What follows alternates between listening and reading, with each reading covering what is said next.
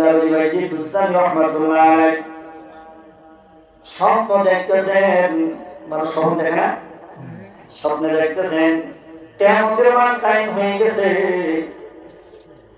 বান্দার হিসাব নিকাশ শুরু হয়ে গেছে। হযরত বাইজিদ বুস্তামি রহমাতুল্লাহ আলাইহি যখন পালাক্রমে তার পালা আসলো, জিজ্ঞাসা করলেন, হ্যাঁ বাইজিদ, কি এমন নিয়ে আসছো, আমার কাছে হিসাব দাও।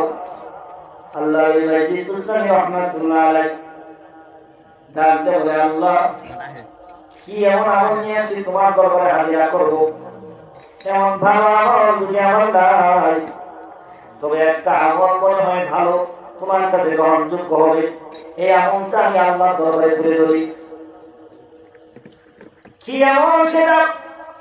বাইজিদ বুস্তামি রহমাতুল্লাহ আলাইহি ডাকতে বললেন, আল্লাহ দুনিয়ার জমিনে একাত্মবাদ আমি নিজেও স্বীকার করছি, মানুষদেরকে দাওয়াত দিয়েছিলাম, আল্লাহর কোনো শরীক নাই, আল্লাহ এক, লা শারীকা লাহ, সে এক, আল্লাহর ইবাদত করো, আল্লাহ যে একজন, সেই আল্লাহকে আল্লাহ বলে রব বলে স্বীকার করো। এটা নিজেও স্বীকার করেছিলাম, মানুষদেরকেও দাওয়াত দিয়েছিলাম, মনে হয় এই আমলটা আল্লাহ তোমার কাছে গ্রহণযোগ্য হবে।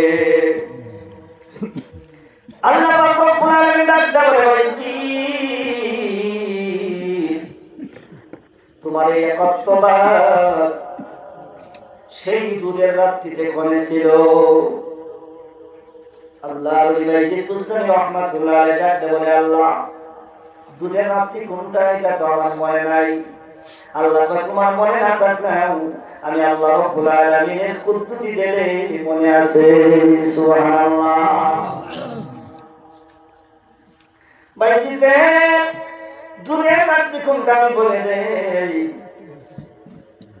ওই সময় ঠান্ডা ছিল, ঠান্ডা রাত্রিবেলায় ঠান্ডা দুধ খেয়েছিলাম, সকালবেলায় তোমার পেটটা খারাপ হয়ে গেল, ফজরের নামাজের পর মানুষ তোমাকে জিজ্ঞাসা করলো, আপনার চেহারাটা মলিন দেখা যায়, কারণটা কি? রাতের বেলায় ঠান্ডা দুধ খেয়েছিলাম, এই জন্য আমার পেটটা খারাপ হয়ে গেছে। সেদিন তোমার একত্ববাদ করেছিল, ঠান্ডা দুধের কি ক্ষমতা আছে তোমার পেট খারাপ করে? পেট ভালো করার মালিক আমি আল্লাহ, খারাপ করার মালিক আমি আল্লাহ। সেদিন তুমি বলেছিলে ঠান্ডা দুধ খাওয়ার কারণে আমার পেটটা খারাপ হয়ে গেছে। আল্লাহ বাইজিদ বুস্তামি রহমাতুল্লাহ আলাইহি হতাশ হয়ে গেলেন, নৈরাশ হয়ে গেলেন।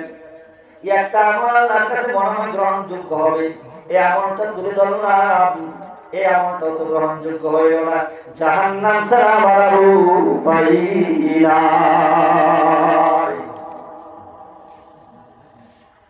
আল্লাহ পাক রব্বুল আলামিন ডাকতে বলেছি,